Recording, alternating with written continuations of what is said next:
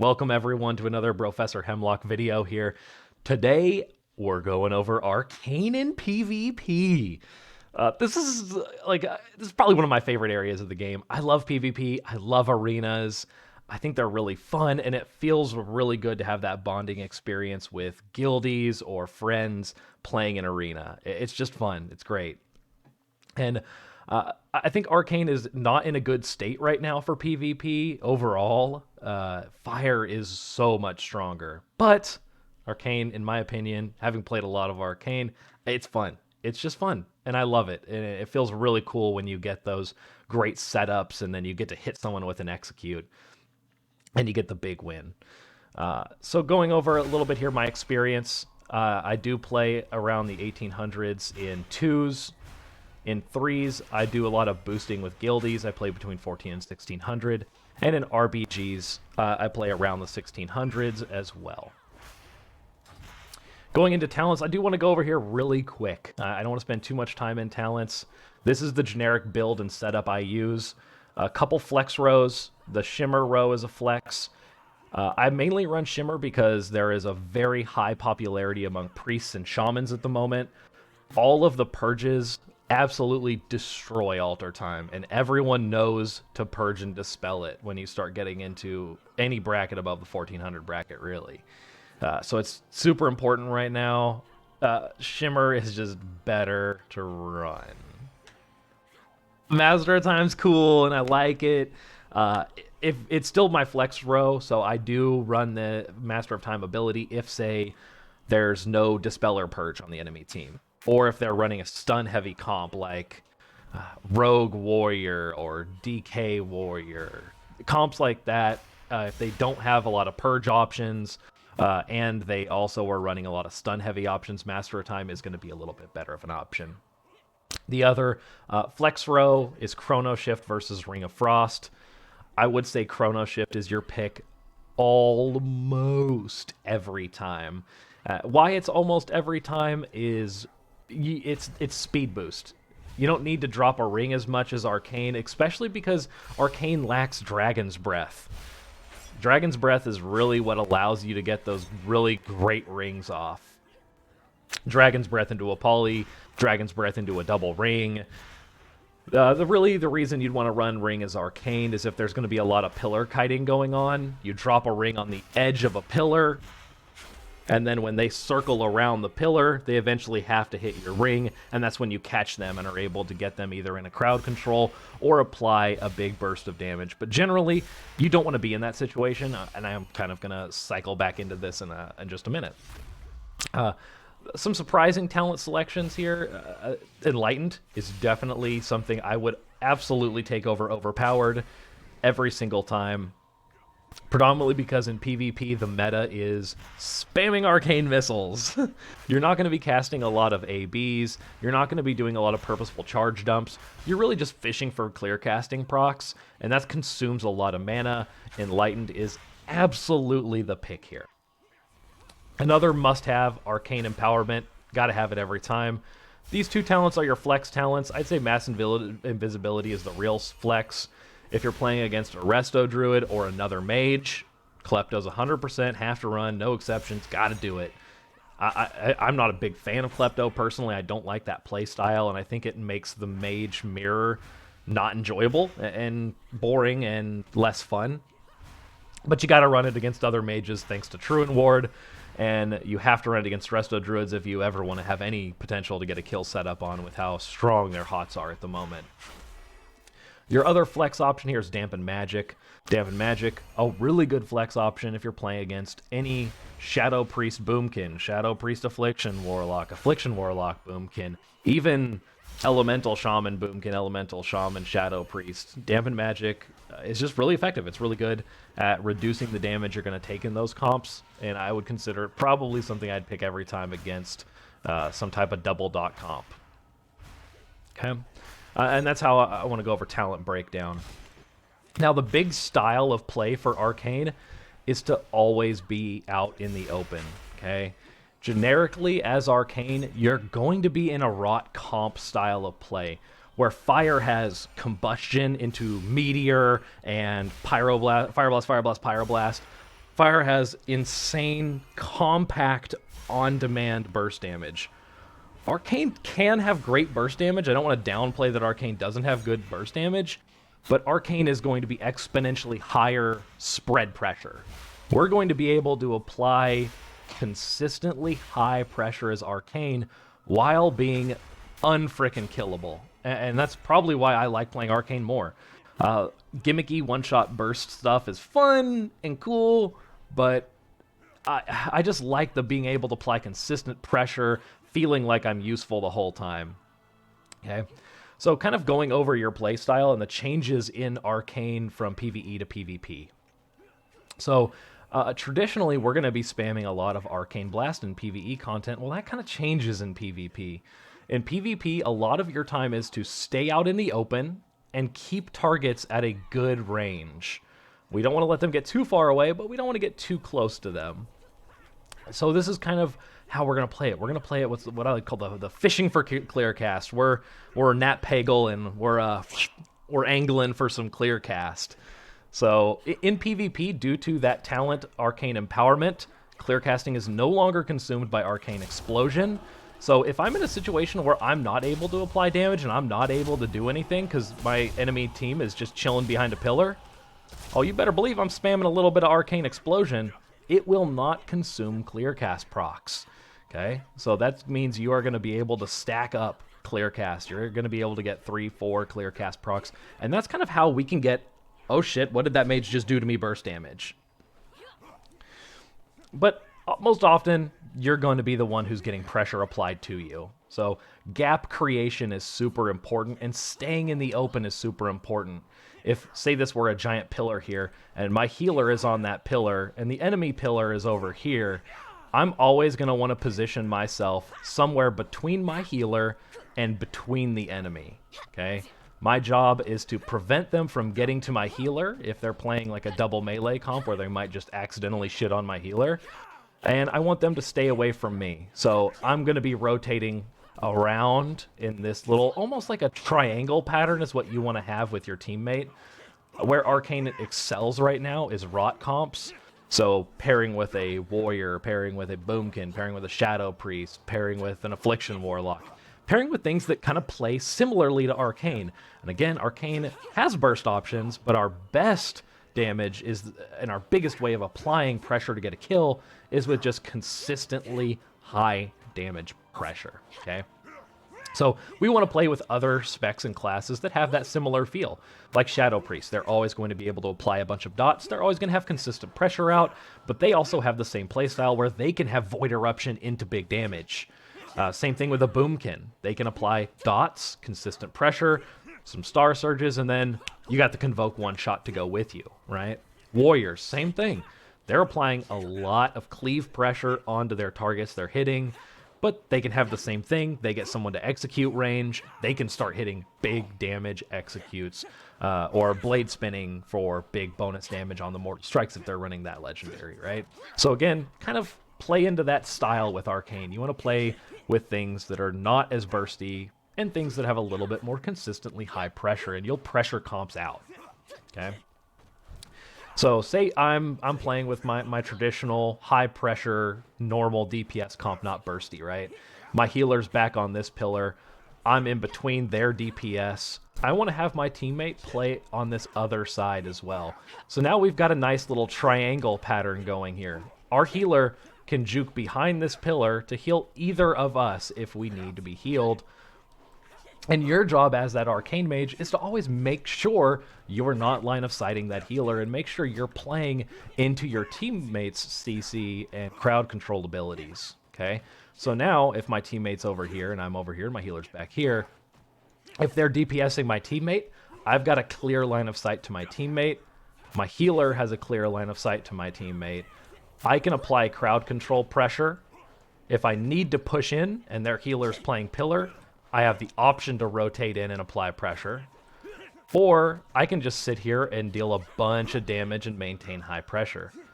If they're on me, I now have the ability to rotate through the rest of the map, rotate back if I need to, and as well as being able to rotate and do what Arcane is best at, which is kiting, I can also still do damage because I'm out in the open. My teammate is now going to be able to deal damage as well, while my healer is going to have that line of sight.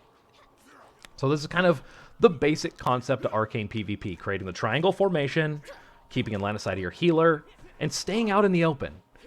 Now this is where we're going to go into why Ring of Frost is not always the best talent and why Chrono Shift is going to be the best one. Our job is to play out in the open.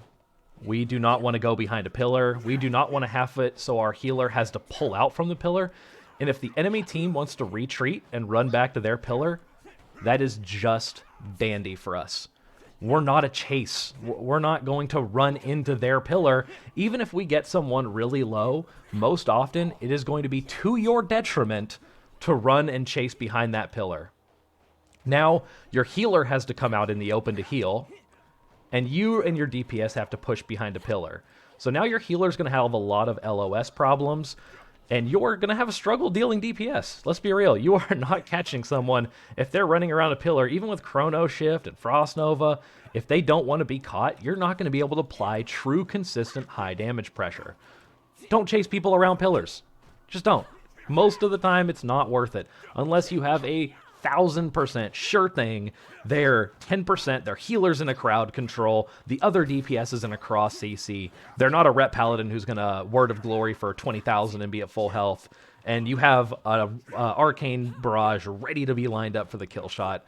Most often you're not. You're not chasing into that pillar. Don't do it. It's a big mistake. So we're playing out in the open here. Now, what does it look like getting a good kill setup? So a lot of the time when we're trying to deal damage, our job, if we're getting trained, is just to kind of kite around and apply gentle pressure. So we only have one school of magic that's going to be cast on here. So a lot of the time, we're going to be chrono shifting and running. Again, I'm not going to be juking away from my healer. So I'm not kiting all the way to the enemy pillar. Even if I'm taking no damage over here, if they get me an NACC over here, my healer's super far. So be careful when you're kiting. You want to be kiting in a back and forth pattern as opposed to a circular pattern. So a back and forth pattern may look like I kite to my other DPS and I circle back. I kite to my other DPS and I circle back to my starting position, making a more of an oval shape instead of a circle. That whole time when I'm kiting in that pattern, now my healer can see me. The other DPS are being forced to stay out in the open, so my teammate can apply crowd controlling effects. And their enemy healer still has to rotate to the pillars. And potentially, if you can pull them back enough, where you're rotating somewhere around here, I can pull their healer off the pillar, and this gives my other DPS the option to get a crowd control on the healer, which now we can kind of flip the table. We can flip the table on them. Their healer gets into a CC. We have the damage options available. We apply that pressure, and we secure the kill on them. Again, we're not a burst setup. We're a secure crowd control, have high pressure, and eventually they're going to flop due to that high consistent damage pressure. So if they're damaging me, what are my options? How am I going to deal damage? And can I get a good burst setup while I'm being trained by double melee, for example? So a lot of the time, double melee is going to have a hard time sticking to you. In fact, you should have probably very little issues getting away from a lot of double DPS. Alter time, a great utility option to go from one place to another and keep yourself alive. But with predominantly the use of Chrono Shift, you're going to be able to keep them slowed while you're just running around kiting. Use your Nova, use your Soul Shift, use your Shimmer. Holly the off DPS target after a Shimmer. Keep that Chrono Shift up. Always be keeping Chrono Shift up. You're going to be able to run away, you're going to be able to Shimmer, you're going to be able to Soul Shape, you're going to be able to apply crowd control, and in between all of that, while they're unable to catch you, get a little missiles off. Get a little missiles off. Shimmer, get a little missiles off. End it with a barrage.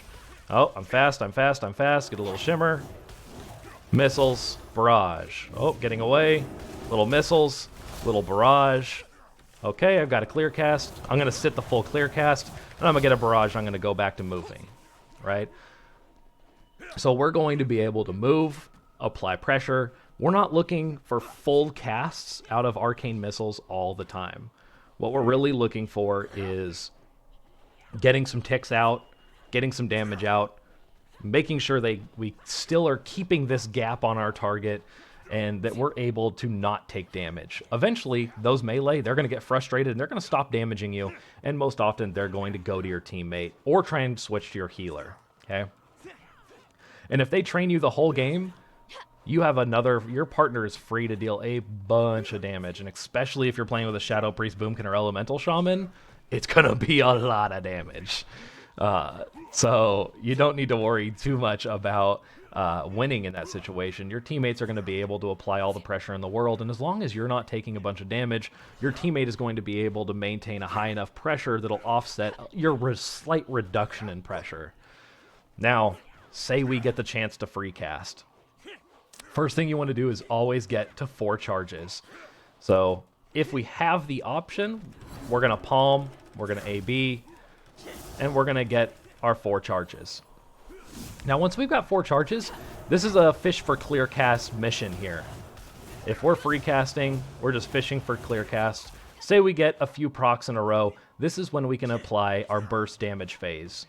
Touch of the Magi, AP, and just spam your missiles. Just sit there and spam.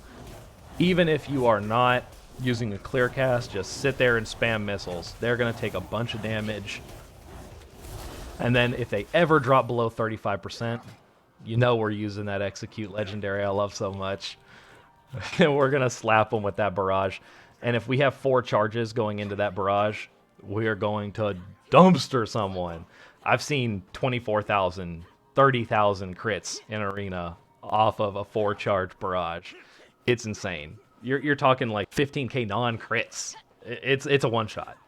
They just have to be below 35%. So that's kind of what our kill setups are going to look like when we're doing our damage rotation. That Touch of the Magi, have 4 charges, spam arcane missiles, drop them below 35%, smash that barrage button, murder them. Say you're looking to set up a kill while you're the one being trained, though. A little bit more difficult, right? Because now they're in our face, so we're not going to have as many options to generate because we're going to be getting kicked. Now, say there are situations where it's worth me just standing there and taking damage. Be sure to fake cast. Cast a little bit, sidestep. Cast a little bit, sidestep. Or use your exit key to cancel, your escape key. Those are great options. Fake casting to bait the kicks is great. This is why I use Omnibar. I can see if the enemy has kicks available and if I got the juke out of the kick. So Omnibar, great add-on. You definitely want to run it when you're playing Arcane and PvP to see if you got those juke kicks. So I'm going to set up a go for damage. Now, obviously, if they're in my face, I'm not going to be able to apply my full pressure. I still want to try and get the touch on them. If I get the touch on them, it's going to be great. And that's kind of how we're going to deal a little bit excess damage. If I'm the one being trained, I will save presence of mind in this situation. I will wait till I can bait out the kicks. I will apply touch. I'm going to keep trying to kite still, just applying my Arcane Blast for my presence of mind. Barraging, orbing, barraging, missiles, juke, missiles, barrage, back to missiles, back to juking, barrage. And hopefully you get them into that below 35% range with your teammate who's free casting and able to deal infinite amount of burst damage. So then you're able to get that execute from the barrage. Okay, so core concepts. We're kiting in oval patterns in an open position in line of sight of our healer who's on a pillar with our teammate out in the open as well, able to get some cross CC out as we're moving in that oval pattern back and forth on the map. Okay, things not to do. Do not kite in a straight line.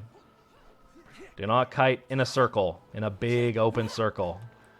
That's what pulls our healer off of the pillar, gets them open to CC. That's what kites our other DPS. Circle and line kiting will get you killed and will get your teammates CC'd. You don't want to do it.